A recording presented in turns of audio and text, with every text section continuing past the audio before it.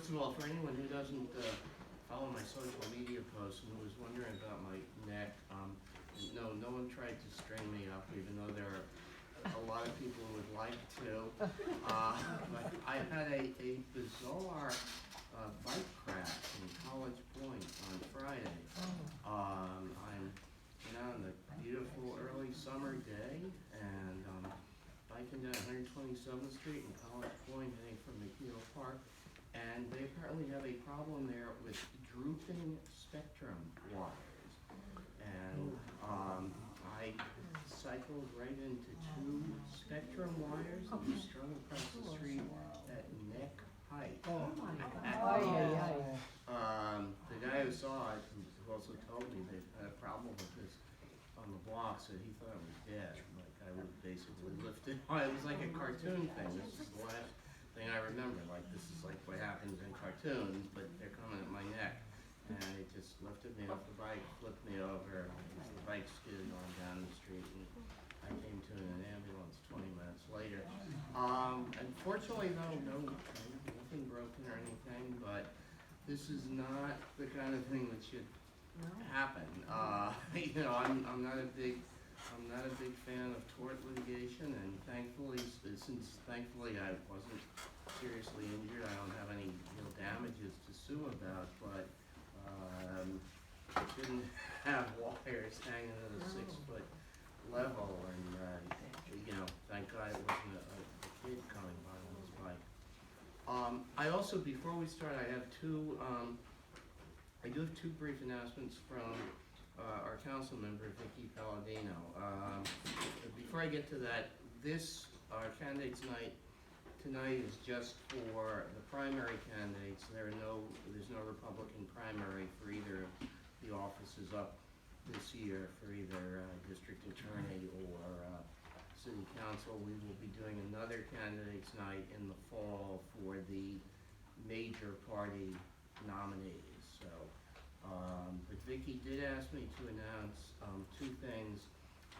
First of all, she will be hosting a town hall on May 18th at 7:30 on the homeless shelter with different city agencies there to take your questions. Location to be determined, but it'll be either right here or over at Zion. So that's May 18th at 7:30.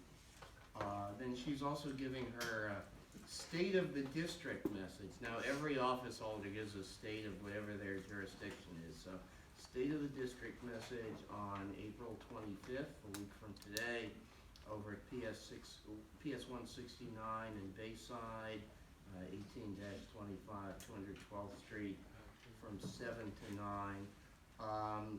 We do require an RSVP, but so anyone who's interested should just see me after the meeting, and I will forward you the email to which you can RSVP. So without further ado, as I said, we have two major races up this year for Queens District Attorney as well as for our City Council seat. It's now held by Councilmember Palladino. There are Democratic Party primaries for both offices. In the City Council, which we'll get to in a second, there are three candidates: the former councilman and former state senator Tony Avella, who narrowly lost to Vicky 2 years ago, is running again. Paul Graziano, leading urban planner, leading opponent of Governor Hochul's housing plan. This is our big news. Why didn't you say that? Hold on. Okay. I'll talk about it at the end. Okay, but she withdrew it, or most No, of it. no, that's why I don't want to Okay. do that. Sean is even more of a pessimist than me. But the big things we've been warning you about are off the table for now, at least. So Paul is another candidate, and Christopher Bae, is it Bae or Bae? Bae is the third candidate. But first, our district attorney's race, Judge George Grasso, who some of you heard when we did a program last year on so-called bail reform, was one of our speakers. Judge Grasso, soon after that, stepped down from the bench to mount a challenge to District Attorney Katz.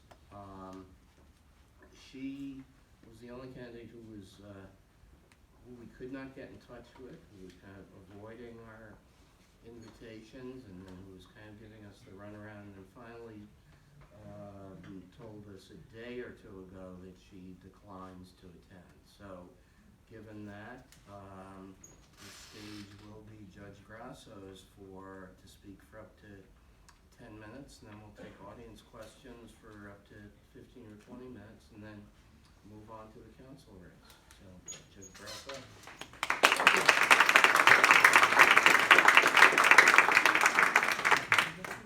Thank you, Dennis. Thank you, Sean. Great opportunity to be here tonight. I see family, friends, campaign manager, Natalie Reisman, also Douglaston, Natalie. My wife, Regina, my brother, John. So don't mess with me, I got these decks. Also, shout out to the NYPD. As most of you know, I'm former NYPD, and thank you, gentlemen. You didn't have an easy job tonight. And I'm not going to make it any easier, but I'm going to say right up front, nothing's on you. But I'm not going to make it easier because it isn't a good story to tell. It isn't a good story to tell what's happening with respect to crime throughout the city. And it's a really bad story to tell what's happening right here in Douglaston and the 111 precinct. But before I jump right into that, I want to assume that everybody knows me. I am a 40-year resident, proud to say, Little Neck, Douglaston. My wife and I got married May 23rd, '82, and we bought an apartment right before the wedding that we were able to move into after the wedding at Deepdale Gardens. And we spent almost 8 years in Deepdale. We loved the neighborhood so much. I literally went on a mission to find a house that we could afford. And actually, I used to park my car at a department car in '89. I was a lieutenant, and I had a car that they called it a Category 2, that I could use the car, but I had to always leave it at the police facility, so I would leave mine at the 111. And I made a wrong turn. I was absent-minded one day, and I on my way home, and I ended up on this big wide street with all these Tudors, Overbrook Street. I came home, I told my wife, I found the block we're gonna live on. And literally, we had 2 young kids at the time, 1 and 2 years old. We're both lawyers now, one a defense attorney, one an ADA. And being a police officer, I put on a little bit of investigative. We put them in a double stroller, nice and non-threatening, walking up and down the block, and I got information. I found the house that was I wrote a letter to the lady, and she was in Florida. One of the neighbors was still on my block, not here tonight, although we do have neighbors from the block, Pat and Sophia, wonderful neighbors, wonderful friends and supporters. And we said, you might be living in one of the houses, the O'Brien now. We got 2, O'Brien and Simonetti. And Simonetti was in Florida. I wrote her a letter, and I introduced myself, and I said, I'm a police officer, I'm an attorney, sergeant. I live in Deepdale. I heard your house is for sale. The day I got promoted to lieutenant, June 1st, '89, my mom was watching the kids, said, we got a call from Mrs. Simonetti, you want to buy a house? And we went there, knocked on the door, we got I love this neighborhood. I love this neighborhood. Now, I can't say the only reason I decided to resign my position as administrative judge in Queens Supreme Court, which August 31st of 2022, which was such a wonderful position for someone who started out as a foot cop in Queens back in 1980, going to law school at night at St. John's, and dive into a political abyss, even though my term wasn't up until December 31st, 2024. I can't say the only reason I decided to do it is because I want to use everything I have to protect this community, but I can tell you it was one of the reasons. It's also to protect the entire city. I take it seriously, very, very seriously. When I first became that foot cop in law school, back in 1980, we had 1,500 murders a year in New York. Even with the great unnecessary increase up to about 430 last year. It still was a long way from that, and it was getting worse. Up into the early 90s, we were up to, in 91, we hit 2245 homicides in New York, with a city of 7 million people. And that was felt everywhere, and commensurate levels of robberies, of rapes, of grand larcenies. Little Neck, the 111 was like the capital of GLA, grand larceny auto in those days. You know, forget about it. And then I happened to be captain, mid-career, about 14 and a half years, in January of 94, when a commissioner, guy comes in with a Boston accent from transit. He brings a lieutenant from Richmond Hill, who was from transit, a guy named Jack Maple. And you know, those of us in the, and they say they're gonna, house by house, block by block, we're gonna cut murders in half, we're gonna take back the subways, we're gonna take back the streets. And they were talking about things like, you know, fare evasion and aggressive panhandling and all of the so-called low level that became to be known as quality of life. Now, I happened by circumstance to be a captain who was a commanding officer in the Office of Deputy Commissioner of Legal Matters at the time, which is essentially the General Counsel's Office of the Police Department. I like to say when they first came in with those ideas, I thought, like, this is great, we can finally do something. I thought these guys are out of their mind, you know? I mean, yeah, really, fare evasion, we're taking the subway back? But as it worked out, I was like ready to just go right back out to patrol, you know, let these guys burn themselves out. But they actually pulled me in. And I actually got involved helping to write, playing a leading role in writing what came to be known the first quality of life strategy for the NYPD, where we were going to go after fare evasion. We were going to go after aggressive panhandling. We were going to go after shoplifters. We were going to go after drug dealers. And we were working hand in hand with the district attorneys throughout the city.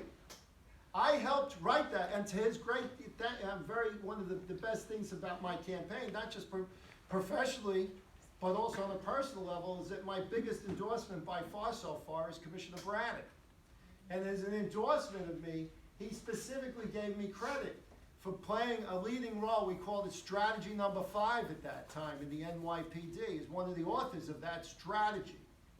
That's at the time we were creating ComStat, which gives us the data that we can talk to. And I will be talking more specifically momentarily about the 111, because that's where we are right now. You see where this is shifting. And I only have 10 minutes, believe me. I could go on longer, and I'm not going to. I'm going to keep it tight.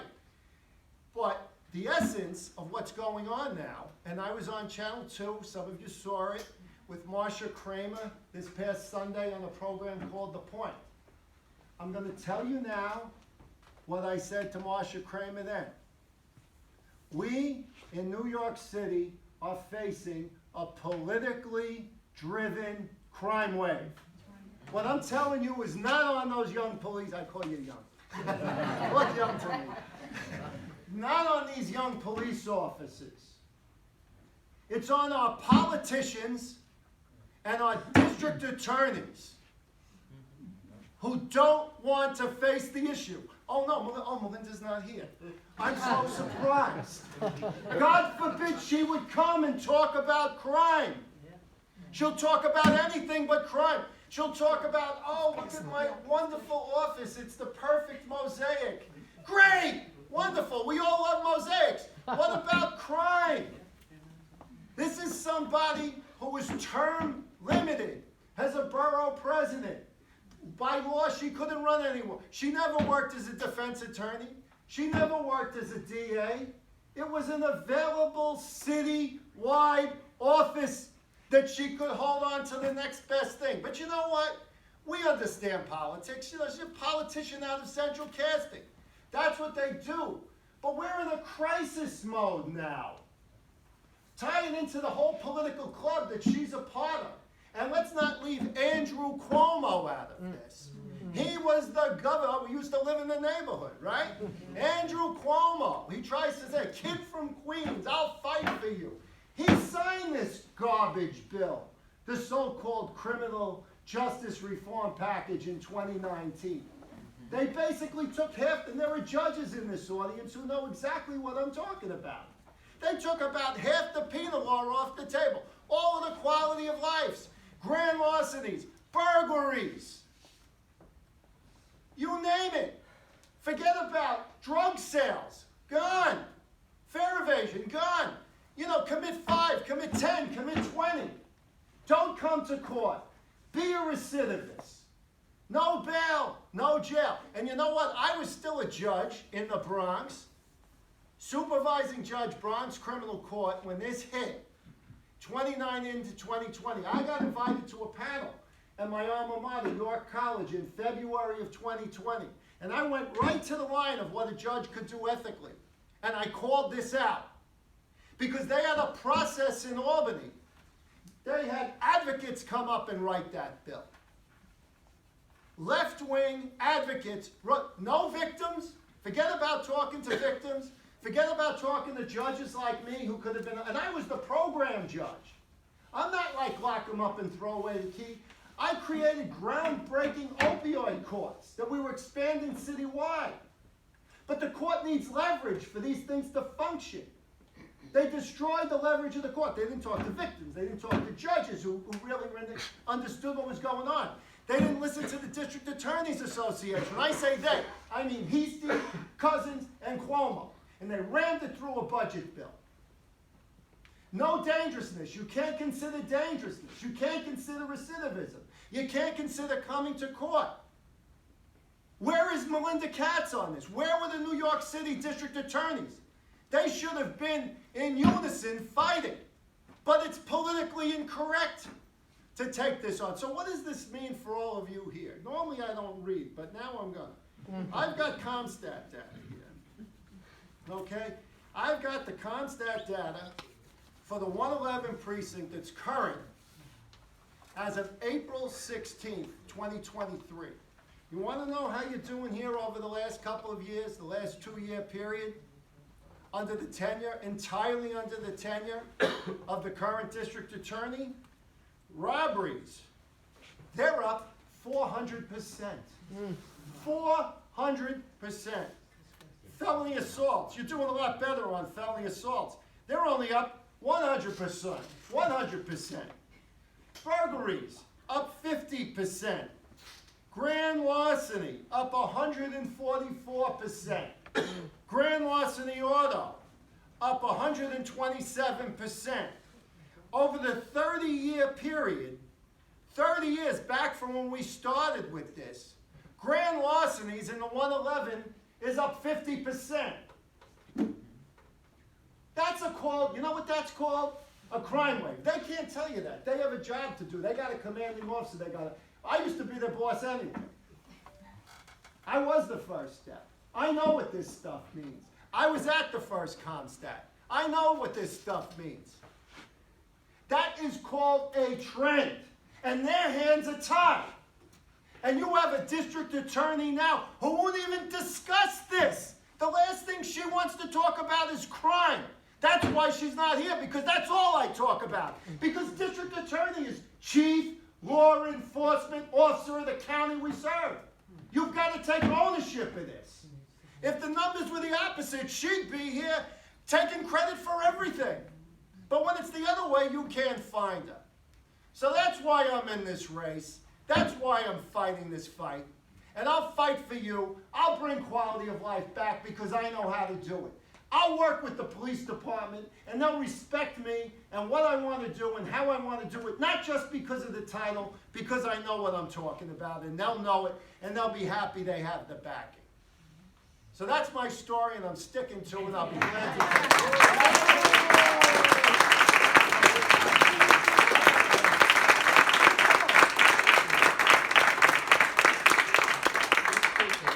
Questions, because I see all our council candidates are now here, so I want to move along, but I want to give everyone a chance to ask Judge Grasso questions. So, questions?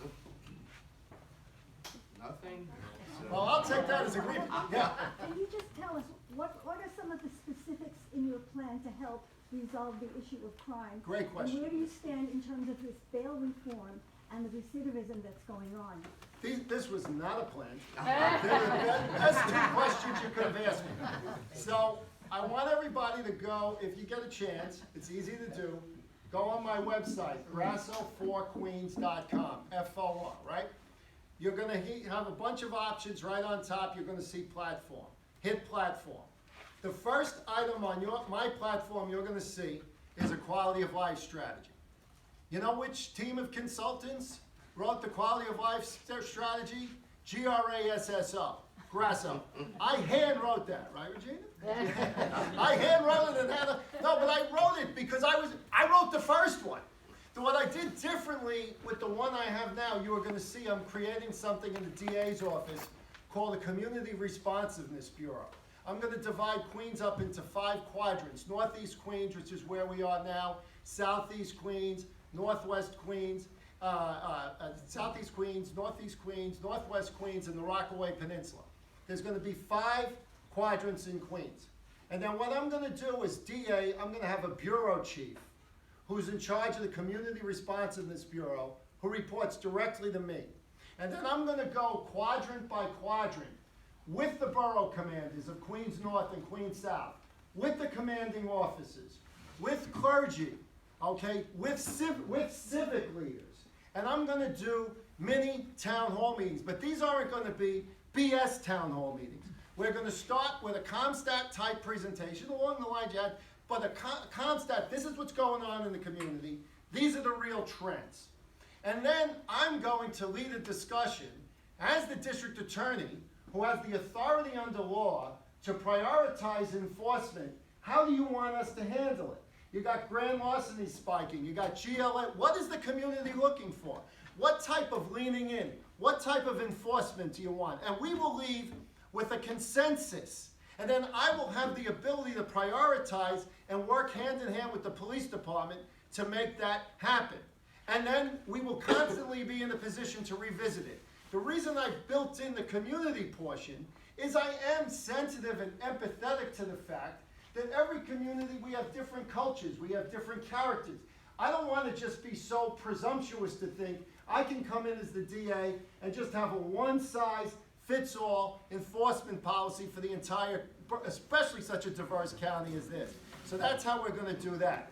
Secondly, on bail reform, it is atrocious. It's an abdication of responsibility by the legislature. Now, here's what they're doing now. The latest that I read is that Hochul's latest plan, you're doing a lot better, I think, on the housing than we're doing, thanks to Graziano, and shout out for Paul. I think you've been doing a great job with that. Thank you. So with respect to the bail, not so much, because they're trying to say they're going to remove a condition from the judges, the least restrictive mechanism, means of restraint should be used when someone is charged with a crime. But judges still can't consider it dangerous, and they say they'll do it for violent felonies. Well, what the hell does that mean? It's dishonest. It's dishonest to the judges, but more importantly, it's dishonest to the public. Because it's like, wink, wink, nod, nod, we're giving judges authority to keep violent people in jail because they may hurt you.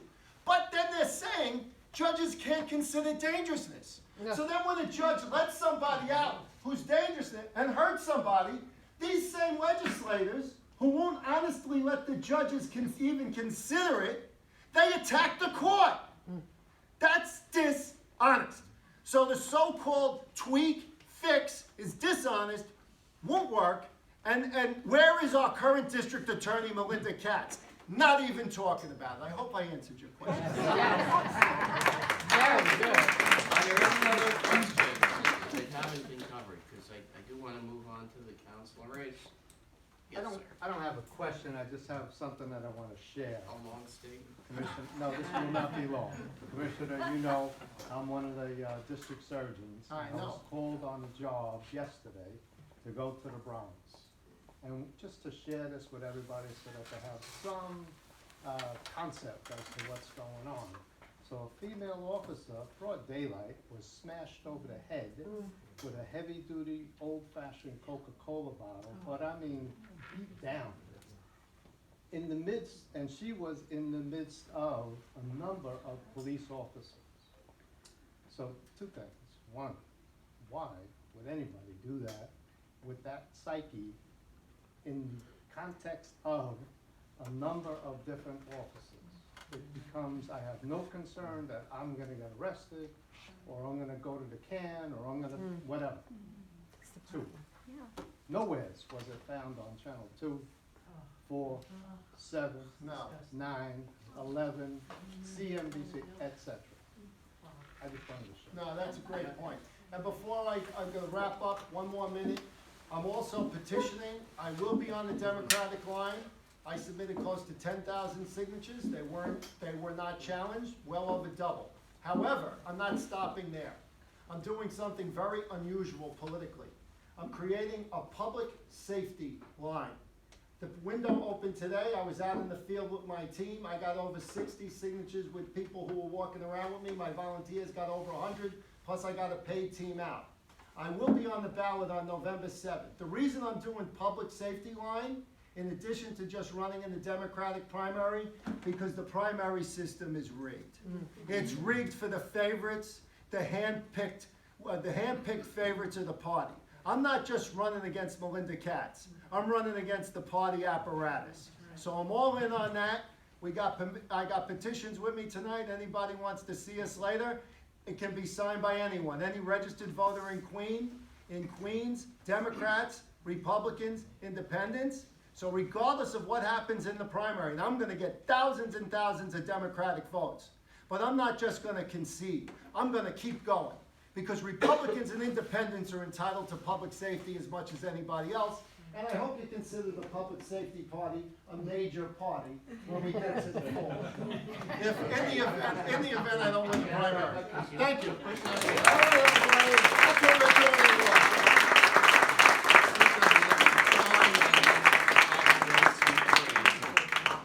Thank you, Judge Grasso. So let me ask the council candidates, Christopher Bae, Tony Avella, and Paul Graziano to come up.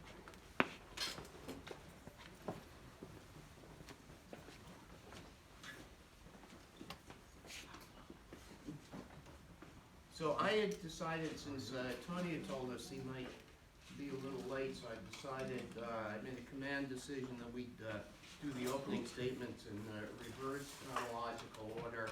And even though everyone's here, I think I'm gonna stick with that plan, and then we'll reverse it for closing statements. We've told the candidates, opening statements of up to 5 minutes. You don't have to take that much time. Then we'll do, up to like 20 minutes of audience and perhaps moderator, Q&A, and then 2-minute closing statements. So we'll go in order for the opening statements, Paul Graziano, Christopher Bae, and Tony Avella, and then we'll reverse that for closing statements. One thing, we gave Judge Grasso, because his opponent didn't show, gave him a lot of leeway as the only candidate who is for district attorney who is good enough to grace us with his presence. Unfortunately, we can't do that for the council candidates because you're all good enough to come here. You've all respected us, and no good deed goes unpunished. So I have to try to enforce those ground rules. A little bit of sticking to 5 minutes at most. Feel free to make it more concise for opening statements, and importantly, sticking to 90 seconds in your responses to any questions. So with that, without further ado, let's start with Paul Graziano.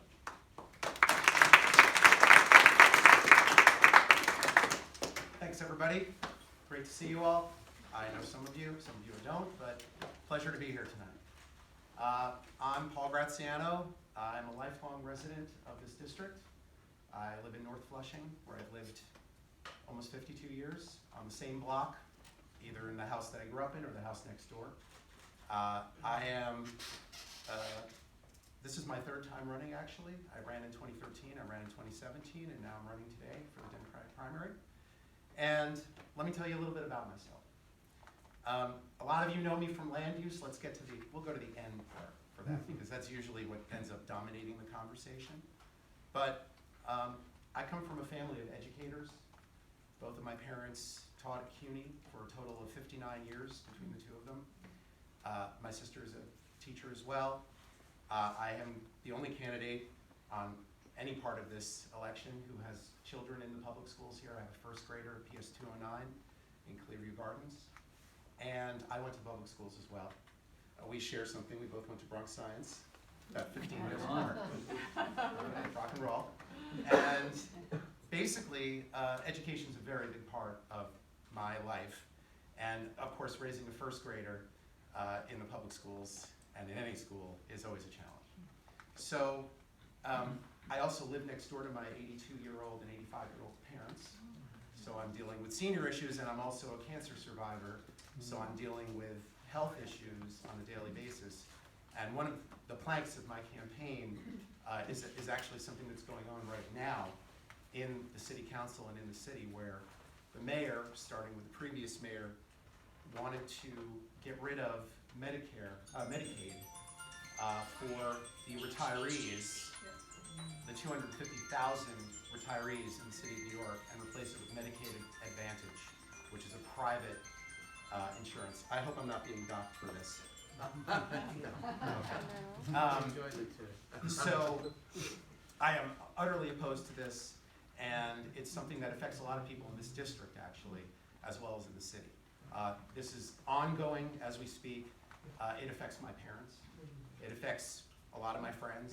And it's something that, it's not the way that the city should operate. You know, Judge Grasso, who is my, let's call ourselves running mates, he was on my petitions, and we're friends, and I support him 100%, regardless if he's running on the Democratic line or on the public safety line. I think he's going to be a great DA. Looking at all of these things, looking at our education and our public safety, which is, I don't think I need to repeat anything because I'm in 100% agreement with what he said tonight. We have problems in our district. Some of them I've brought to your attention over the years. I've been a consultant to the DCA, to the DMA, to Westmoreland, to pretty much every single civic and homeowners association in the district over decades. A lot of that has to do with land use, some of it doesn't. But we have problems. We have our own government working against us. We have the state government working against us. We have the city government at times working against us. And my slogan for this race is, it all starts with your home. And if your neighborhood gets ruined, the rest doesn't matter. And that goes for public safety, it goes for your home, your biggest investment, and obviously it goes for your schools. Excuse me. So the big news, and I'm going to jump on Dennis a little bit, since many of you know I've been the leader statewide trying to stop the governor from destroying our communities. Today, she capitulated at 11:30 this morning. However, it's only half a lap, because she did not capitulate. She capitulated on the transit-oriented development that would have increased density here by 700%. And she also capitulated on the 3% increase in mandatory housing in every community across the state. She did not capitulate on the illegal conversions amnesty for our basement apartments. So we still have to fight that. And I am still fighting this every day. So I want to make this clear. I am not in office. I would like to be your council member. I have already proven that not being in office, I am effective. I have managed to stop this nightmare from happening for 3 years in a row. And if I'm your council member, I think I can do even more. So with that, I'm going to leave it to the next person, and I'm happy to answer your questions. Thank you.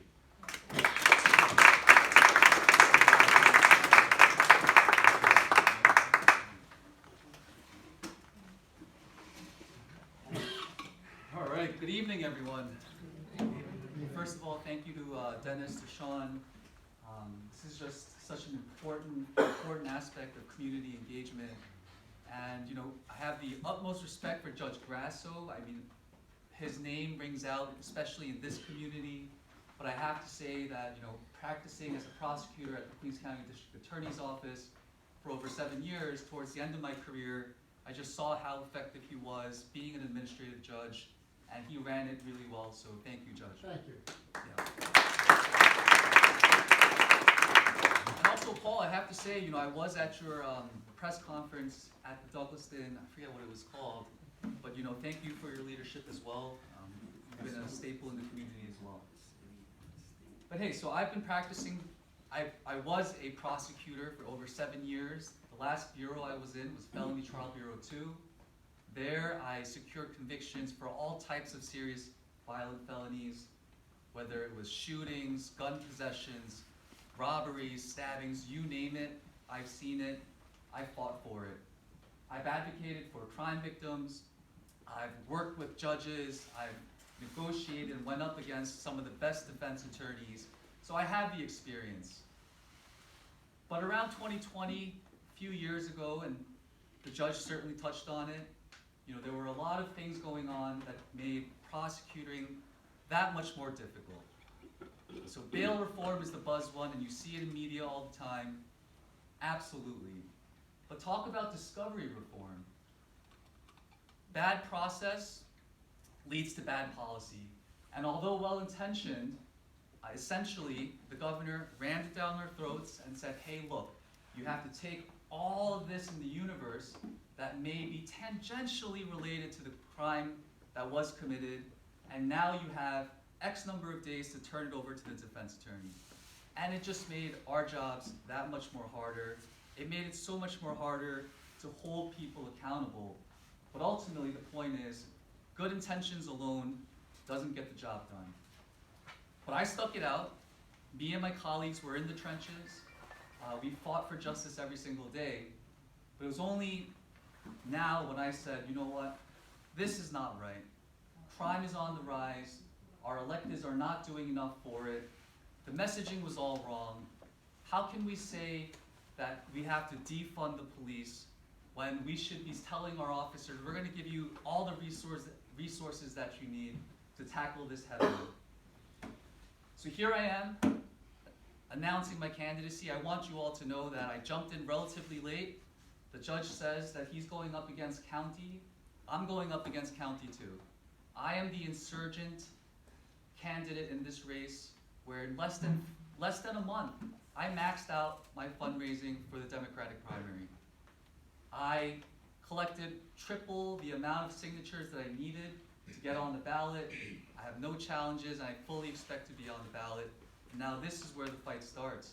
But like Paul said, education is really important. I take great pride in the fact that I was born and raised in the Greater Bayside area, and I came out of the public school system through and through. So I came out of Bronx Science, and I was an honor student there, SUNY Binghamton, CUNY Law School, and then I turned that passion into public service into a passion for protecting the public. To talk about educators, Paul, shout out to your parents for being educators for so long. My mother continues to be an educator working with special needs students at PS 165Q. She's been doing that for 32 years and going strong, God bless her. When it comes to being part of a union, I've seen what the United Federation of Teachers was able to provide for her in terms of structure, in terms of legal help, in terms of fighting for her. When City Hall said, hey, do more with less, we're gonna cut your resources, we're gonna cut your budget, I'll fight against that. When City Hall's UFT was at the front lines to say, hey, you know what, we need to make sure our teachers and students are safe, we're gonna make sure that folks have to get vaccinated. I'll fight for that stuff as well, fight for the unions, fight for more resources for our teachers, for our students. And ultimately, at the end of the day, this is all about sensible politics. A fresh new voice to move us forward, not backwards. And I assure you that I can be that candidate to move this community forward for a safer and stronger Queens. Thank you.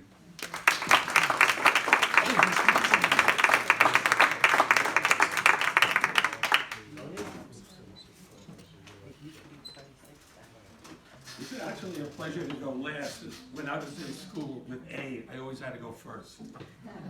So it's actually an honor to go last, finally. First of all, thank you to the Douglaston Civic Association for once again having this forum. As you know, for 8 years I served as your council member. For 8 years, I served as your state senator. It was an honor to represent you. I've been out of office now, it's going on 5 years. I ran for the city council in 2021 as an insurgent against the machine, won the primary, unfortunately lost to the incumbent, Vicky Palladino. This time around, I have the support of the organization, and I'm proud to defend that. Why are they supporting me? Because they know I can win. And the key here is not the Democratic primary, at least for us Democrats. The key here is to get rid of Vicky Palladino. Now, I'm sure there are some Republicans in the audience, but as Democrats, she's the opposite of what we believe in. And as independents and Republicans, we all have to be ashamed that somebody has a history of making racist statements, who's totally incompetent in office, represents us. She was bounced off the mental health committee for making a racist statement. I have numerous people come to me and say some of the awful things she has said to them about other races and other ethnic groups. This is not who we are. We're better than this. She's a total embarrassment to this district. That has to be the key, not the primary, the general election. That's why I'm running. If I thought for a second that there was a more qualified candidate to win in the general election, I wouldn't be running. I don't need the job. I hate politics. You've heard me say this before. I've only run for public office to serve my community. I tried to do that in 2021, and that's why I ran. I still believe I have something to offer this time around. Experience does matter. But even more importantly, for our reputation in Northeast Queens, we need to replace Vicky Palladino. She's an embarrassment. She's totally ineffective. They may tolerate her in the city council because she has a vote. She has a vote for the speaker. She has a vote on the budget. But she can't get anything done. And with all the issues that my opponents have talked about, and more, we need somebody who's going to be effective. We need somebody who knows how to run in government. There's a totally different perspective when you're a civic activist. I've been there, that's how I started out. But when you're in government, you have to know how to manipulate the system. Being on the outside and all of a sudden being on the inside doesn't think, oh, I'm gonna get things done. I can tell you how many people who've been elected to public office, who didn't serve before, and come to me and said, I'm shocked, I didn't know what it was like. How do I get this done? How do I do that? How do I do this? Experience does matter. And, you know, Paul has been active on the one-family home zoning issue, so have I. But I want to give credit to the people who actually changed Governor Hochul's mind. Maybe not 100%, but got her off the dime. And that's our local elected officials. And that's also part of the machine that has been criticized tonight. These are the people we elected. Assemblyman Braunstein is head of the cities committee in the assembly. He has fought day and night to stop this, Governor Hochul's proposal. So does Senator Stavitsky, who now represents part of our area, and some of the other elected officials. You know, civic leaders are very important. The civic is very important.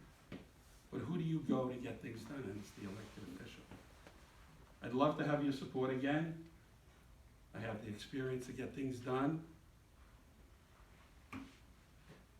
I hope you'll forgive me. I am supporting Melinda Katz, but I know Judge, I know he'll do a good job if he gets elected. Thank you. In fact, we talked about his election early on. And I told him I would probably be getting the organization support, so we couldn't give him more. I told you I'd be going after you. Everything I had. No, and you're right to do so. That's what an election is all about. So thank you for having me, and get on to questions.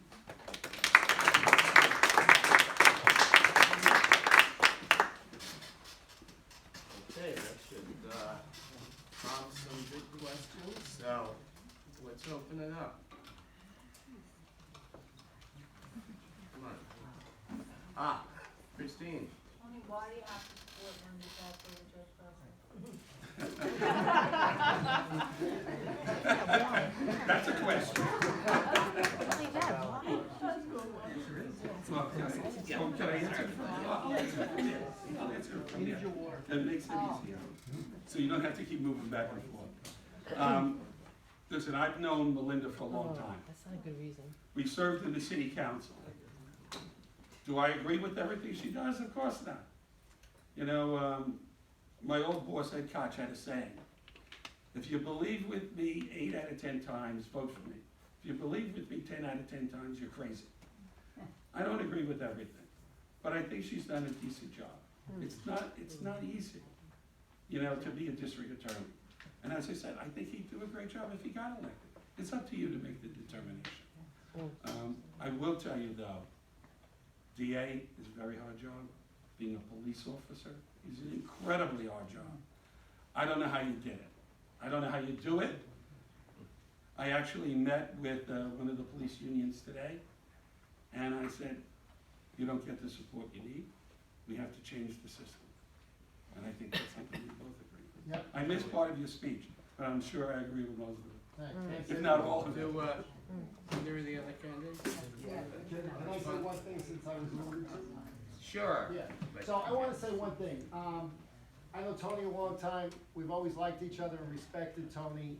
I understand the position he's in, and I respect it as a guy who's got the county. I'm going that county for all the reasons I said. But I also wanna say something else about Tony. When Tony was in the Senate, he was part of the Independent Democrat Caucus. He was still there, and he was still at that caucus. Am I wrong to say we would not be facing this bail situation that we're facing now? You're not wrong. So It would not have happened. You know as much as anybody why I'm doing this. Because if I was part of county and part of the team, I couldn't go after the people that did what you would have prevented them from doing. So everybody needs to know that. Well, can I add on to that? Wait, I really Well, wanted to be. but I sort of have to, and I appreciate what you just said. Yeah. If I had still been in the Senate, I would have gone crazy to prevent that bill. I know you would, and You know, I want to if- both give you credit for that, but it's also an opportunity to educate the voters on why I'm doing what I'm doing and why someone Oh, no, like me is needed. I'm not, you know. We because agree. We agree. We agree. There you So go. that opens it up to either, Now, you the know, question Paul or is, what are you Christopher. doing for me today? Talking about either bail reform and or who you prefer for DA, so, you wanna speak to that? Yeah, well, I have to say, you know, I have the utmost respect for Melinda Katz in the sense that, you know, she was my boss. She did a good job of engaging with the community to hear what they had to say. Do I fully agree with her approach to it?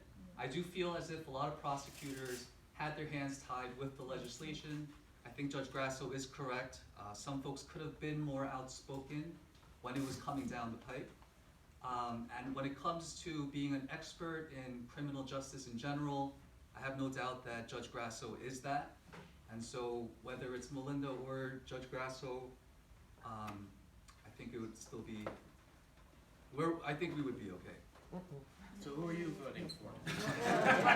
No comment on that. Paul? Sure. So as I said at the beginning, I'm on board with Judge Grasso 100%.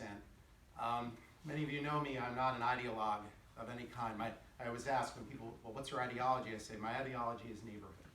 So whatever's good for our neighborhood is the thing that I support, and what Judge Grasso is saying is what I support. And the only thing I'll say is, while if Tony were still in the IDC and was still in the Senate, he would have stopped this. The problem is, Tony joined the IDC. If he had not joined the IDC, he still would be senator today. And I think that this calls to the problem of my opponent, which is that he has always been interested in his own self-interest beyond the public interest. I'm not saying that he hasn't been interested in the public interest, but I will say that time does not stand still. And when you're out of office for 4.5 years, and we have crisis after crisis after crisis in this district, the things that we've talked about, and you don't show up, and you don't tweet, and the only time you show your face is when you're running for election. And when you do run for election, I get phone calls as a civic leader from people asking for help from his campaign, because when they called his campaign, the response was, I can only help you if I'm in office. That is unacceptable. That's where Tony lost me, because I was Tony's biggest supporter. And that's why we need a change in this district. Thank you. I have to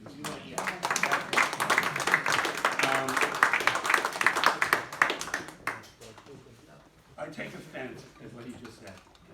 I have never done anything in my own public interest.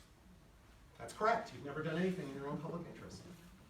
That is correct. That's not what you just said. You said I did it for my own public. That's, no, for your own interest, Interest, not your right. own public interest. Correct. I meant my interest. When I was in office, if I was more interested in myself, why did I turn down pay raise after pay raise? Why did I not accept the Lulu that every elected official was entitled to? That amounted to several $100,000. I did that for the public good, because I was opposed to the city council increasing its own salary without going back to you. Lulu's, which is an excuse for the legislature, both the state legislature and the city council, to give members extra money, but it's a way they control you. I refused to accept it. 8 years in the council, 8 years in the Senate. And it amounted to almost $200,000. I could have used that money. I can tell you, the first time I refused it, my wife wasn't too happy. She really wasn't, because it was like $8,000 the first year. But I did it because Lulu was an anti-good government mechanism by which the machine controlled me. The only person that controlled me was you. And since he brought up the IDC, the Independent Democratic Conference, I did it to help you. Because at the time, the Democratic Conference couldn't accomplish anything. The Republicans were in control. You couldn't get a bill passed, you couldn't get any money for the district. And at the time, 3 senior centers in the district were going to close because of lack of money. I went to the Independent Democratic Conference and they're Democrats. And by the way, they didn't give the Republicans control, because even after we went back to the Democratic Conference, Republicans were still in control. And I said, if I join, can I get some money for the district? Can I pass legislation? And they said yes. But I have one caveat. I am not going to change the way I vote, the way I did in the Democratic Conference. And you can look up my record and see if that is correct. In fact, you can look up the record, and the leader of the Democratic Conference, well, let me backtrack. First of all, any bill that comes up when the Republicans were in control were put up by the Republicans. You couldn't get, Democrats didn't have the ability to put a bill on. You could ask the Republicans, but they had to approve it. So the Republicans put up all the votes that would go on the floor of the Senate. You can look at my record, and the leader of the Democratic Conference, Stuart Cousins, voted more with the Republicans than I did. So I did it for you. Did I take a huge hit politically for it? Absolutely. But I did it because I thought it was the right thing at the time for you. I don't, as I said before, I hate politics. I don't give a damn about politics. I'm here to help you. And what he said was absolutely untrue, and Paul, I'm ashamed of you for saying that. That's good. If I may, just very quickly on that. I mean, a few points were brought up tonight. but which made me just very quickly reflect. I mean, Tony just previously said, he doesn't like politics, he doesn't need this position. But I realized, there's a clear difference between a career public servant versus a career politician. They can say what they want and try to rewrite history looking backwards, but I think your track record speaks for yourself. If you want to talk about giving things up and doing things for the public, please just try to Google what sort of committee positions were available to Tony after doing the things that he did, apparently for your good, but I don't quite believe it. I'm not sure you would believe it after Googling it yourselves. So yeah, public service, politician, I see a clear difference. And I just want to say one thing, which is that there's a 4.5-year gap between the time that Tony Avella left office and today. And in that 4.5 years, except for running for office, he has not been involved, he has not been seen, he has not surfaced, and we have had crisis after crisis, which we This is why have dealt with. Thank That's you. why I didn't like it, because now I have to like Tony. Very good. Yeah, one last comment, because he mentioned about the committee assignment. That's one of the other reasons I did that.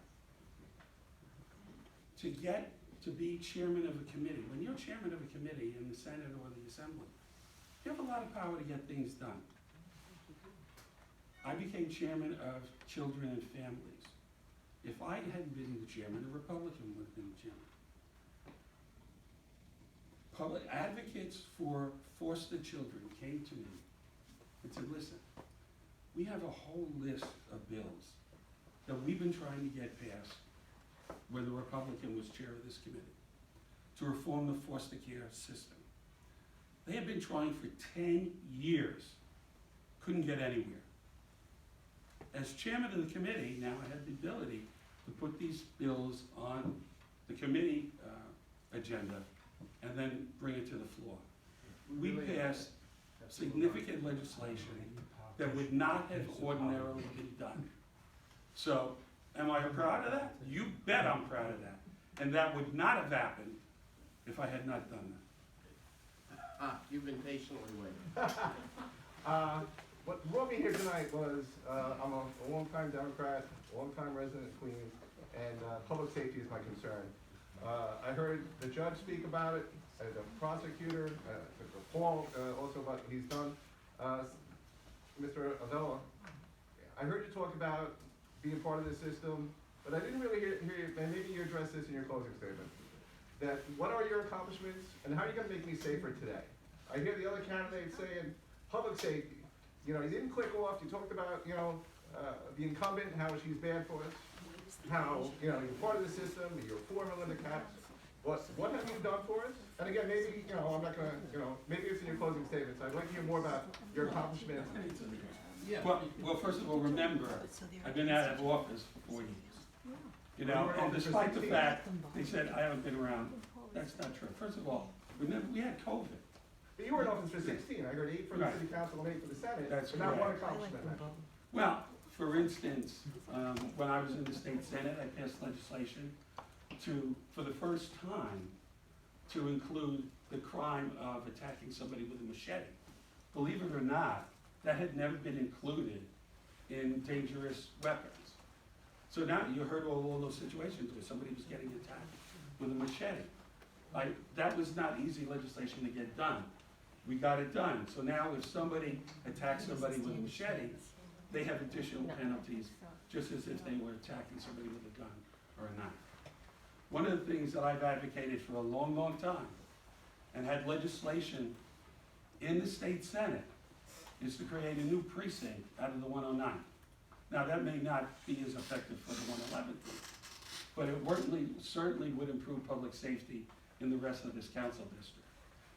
You may know that the 105th, which is next to the 111, which runs along the Queens-Nassau border, was the largest precinct in Queens. But now the 105th is being divided into 2 precincts. The 109th now becomes the largest in terms of geography and in terms of population. I am gonna fund a new police precinct. Now, that may not directly affect the 111, but it will bring more police officers into the council district. I believe we need to go back to the high levels of police enforcement that we used to have years ago. We are thousands of officers below what we need to be. I also believe we should bring back the officer on the beat. We have community policing, but I'm old enough to remember, but he asked me, specifically. I'm old enough to remember having an officer on the beat. I think we need to bring that back. Let's let the other two briefly, very briefly, if you want, you don't have to. I'll let my experience speak for itself. If you go to my website, you'll see a little bit more about me, and I'll make sure I see you all each at your doors, because I am out here pounding the pavement, knocking on doors, and we'll connect soon. But I'll let my experience speak for itself. Thank you. Brief response. Good. Okay. I saw a hand. Can I make a brief response? I didn't say anything. All I was gonna say was that all you have to do is look at my website, paulgraziano.com, and my position on splitting the 109th is there, which I also agree with, but I'll also mention that half of the people I grew up with became police and fire in the city, as well as my neighbor, who was like my grandfather, and I now live in his house, and he was a beat cop in Astoria for 30 years. So I totally think that we need, obviously, we are down to historic levels, and More we need more hands were police. going up, That's so, fine. that lady right there. Paul spoke about the, push to put retirees into Medicare Advantage, so we know where he stands. Could I ask the two other candidates where they stand on it? Well, I know that I fully support UFT, and I see that UFT came out on the other side of that issue. So I will speak with those folks over there to see exactly why they came to that conclusion, and I'll get back to you on where I stand after that. It's really interesting why they came to that conclusion. I think it's a disgrace. It's an absolute disgrace. Listen, I'd love to have the UFT support, but I think they were wrong on that issue. Unfortunately, the city council was gonna go against it, and what happened is the mayor went around them. I think we're gonna have to the city council's gonna have to take some serious action. We have to look at, if the mayor gets his total way, the city council look at the difference between the benefits before and after, and if we have to, we'll sue. Could I say one thing, Okay. please? I just want to say one thing. Carol. I was at the UFT for 30 years. I've been teaching at St. John's University for 15 years, and I want to say the UFT is not the UFT that I worked for. The UFT is run by a bunch of progressive, Marxist, socialists. They're a disgrace. The new health plan is a disaster, and you're not going to be able to keep your doctors. Okay, let's try to keep it to questions. Does anyone want to briefly? I just wanna briefly respond? mention, since I brought it up at the beginning, I'm working with the retirees who are fighting this. And what people don't understand is all the moves that have happened publicly are all shadow dancing. The mayor has no right to do this. It's against the city charter. They need a rules change at the council. The council held a hearing and quickly dropped it. So this is going to go to court again, because it's already been in court once. And I will be standing with those folks. Thank you. Let's move on. Okay. Question is for all the candidates. I wanted to find out what you think about local law 97. It's gonna affect the larger apartment buildings. Retrofitting? Right, Yes. to comply with emission standards next year. Do you think we should really go into next year? Could you repeat the question? The question is, the city council passed a bill that a building has to be retrofitted. And this is an environmental issue because of climate change. I agree with the bill. The issue is, how do we address co-ops and condos who don't have the money to do the retrofitting? I don't agree with the effort to push back the bill. Because to be perfectly honest, we're in a serious environmental situation with climate change. And we have to keep moving ahead. Otherwise, our children and their children are going to be in a serious scrape. I mean, you see it today with the storms and how we're getting more and more flooding. What I'd like to see is the city provide direct funding to the co-ops and condos to make them be able to do it. I think that's a better solution than moving back the bill, moving back the time frame for the buildings to do the retrofit. And by the way, I'll just quickly mention that I'm very proud to receive the endorsement of Reliance PAC, which is a group that's dedicated to Resilience PAC. I always get that wrong. Resilience PAC, which is a group dedicated to addressing climate change in the city of New York. So we need to do both. We need to do, fix the environment, climate change, but we need to help you because you can't afford it. Well, it's obviously very easy to say, we'll just give them more money, but I'm just really curious where that money will come from. Obviously, that's a very good solution, and I would fully be behind that. But to even work out the budget discussions to get to that point, we would have to essentially push back the implementation of Local Law 97. I mean, yes, it is a climate issue, but on the other side of the token, it's housing affordability. My parents, when they first came here, we had our start in a co-op because that's all we could afford. So in terms of retrofitting and forcing tenants and shareholders to spend tens of thousands of dollars to get everything up to code, that's just not fair for everyone else. That's not fair for the folks who are barely making ends meet now, and we need to do more to support them. So I've been working with the Co-op and Condo Board of Northeast Queens, which is Warren Schreiber and Bob Friedrich on this issue. I think that the response from Tony is not feasible. And in fact, the law that was passed in 2018, since I've done a lot of research on this, was not really crafted very well. It was crafted very quickly to try to pass with, let's call it the best of intentions, but the intentions went awry. And the big way to solve this problem is to do a carve-out for the co-ops and condos, which was what was supposed to be in the 2018 bill. And at the last minute, Kostas Konstantinos, who was the environmental chair at the time, who's now the head of the Boys and Girls Club of Queens, nixed it. So what has happened is places that are co-ops and condos like Glen Oaks and Bay Terrace, in order, right now, if they don't do anything, they're going to get fined $1.1 million a year. For example, this is Glen Oaks. Glen Oaks has I believe it's 2,900 apartments. It might be 4,900. I don't remember, I have to check, but it's either 2,900 or 4,900 apartments. They're going to be fined $1.1 million a year under this law. These are middle income co-ops.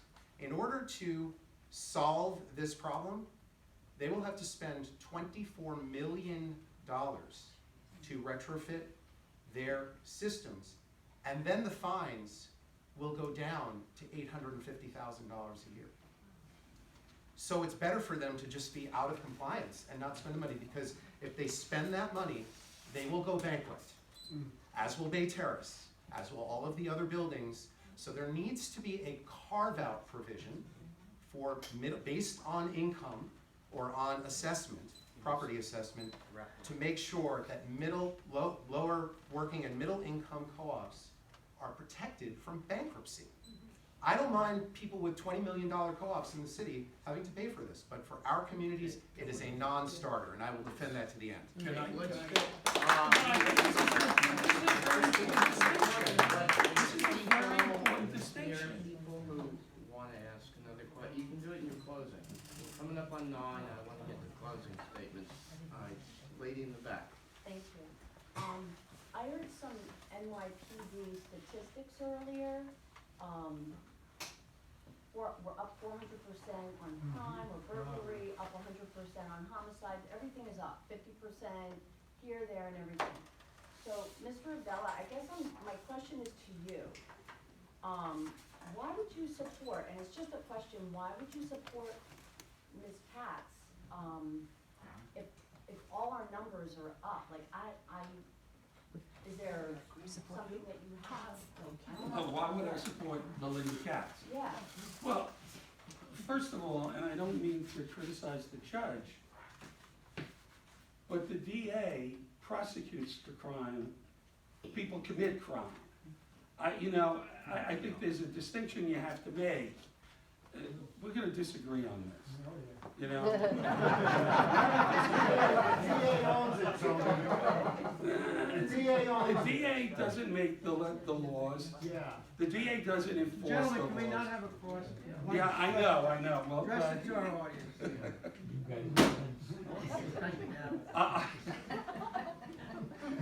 I only heard part of his speech, I understand what he was saying, I don't, like I say, I don't agree with everything, I agree with most of it. I don't think it's her fault. I don't. Could you? Listen, you can disagree. Disagree. The solution involves more police, maybe more aggressive DAs, Quality of life enforcement. quality of life She was enforcement.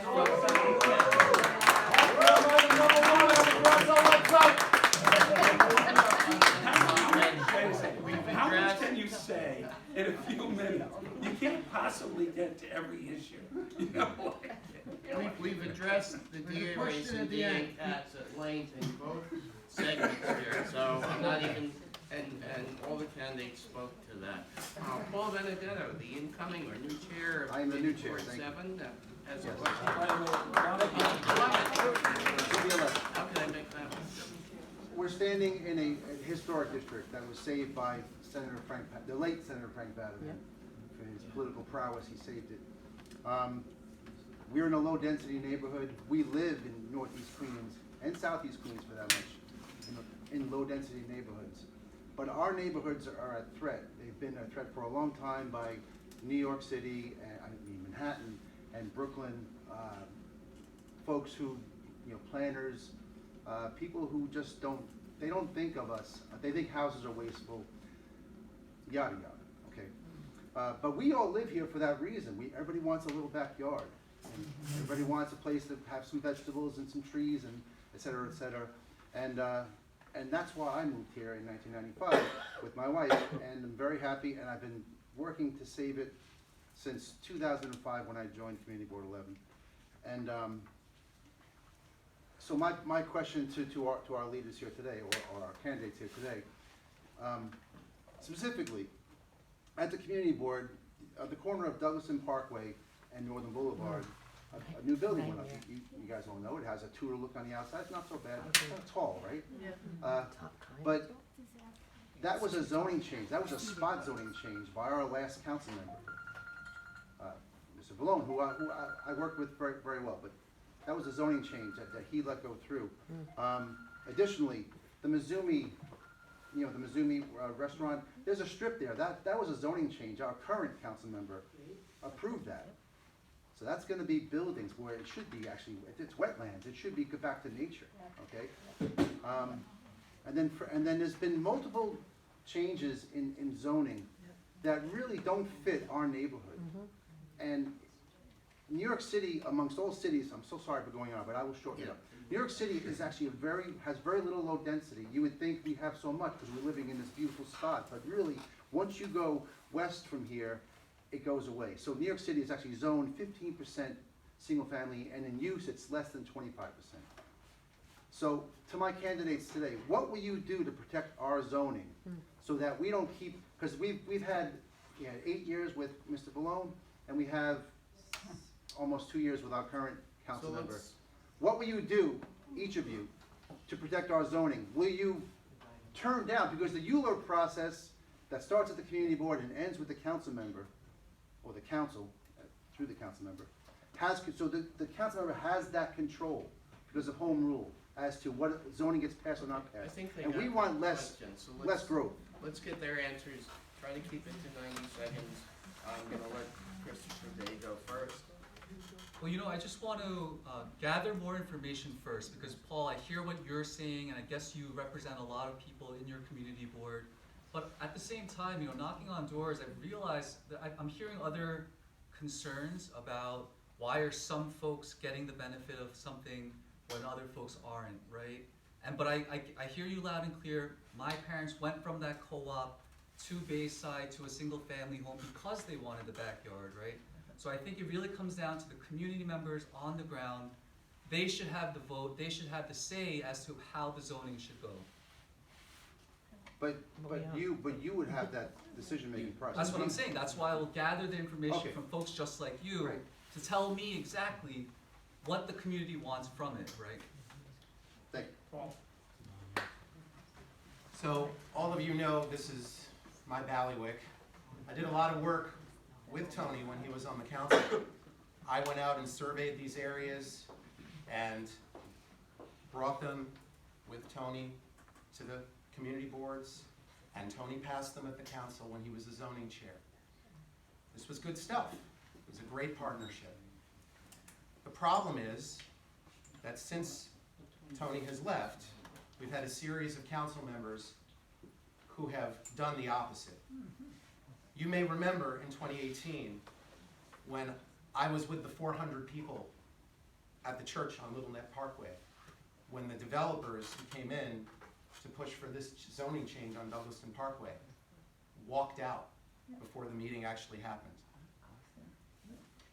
The former council member and state senator was not present.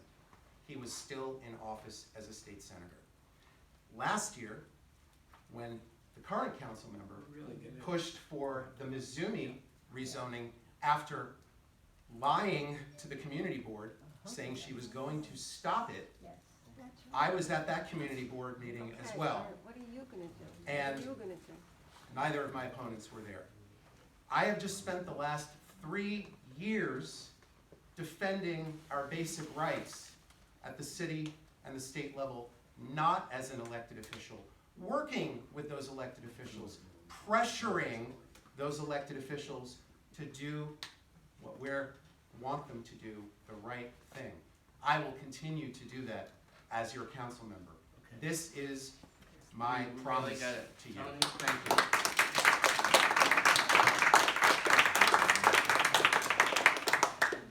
I could respond to some of that, but I won't.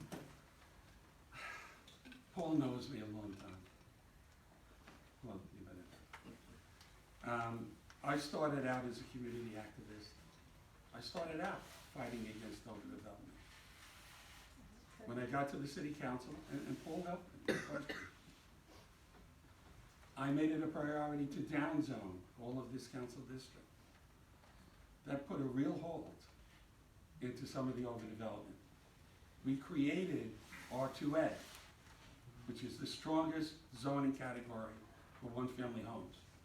And despite what some people think, A does not stand for Avella. But I literally created that in the city council. Paul helped, no question, but I'm the one that got it done. I don't think anybody can point to an upzoning I ever approved when I was in the city council.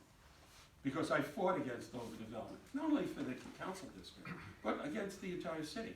I helped lead a revolution with the then Department of City Planning Commissioner, Amanda Burden, to do downzonings throughout the entire city. If I was in office, we wouldn't have had those two things. I commit, once again, to the fact we have enough development here. We have enough.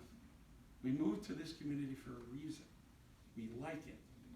And there's no reason why we can't have this type of low-density neighborhood, this quality of life in the city of New York. There are people in the state government and in the city and in Manhattan who think every neighborhood in the city of New York should be an apartment building. We don't believe that.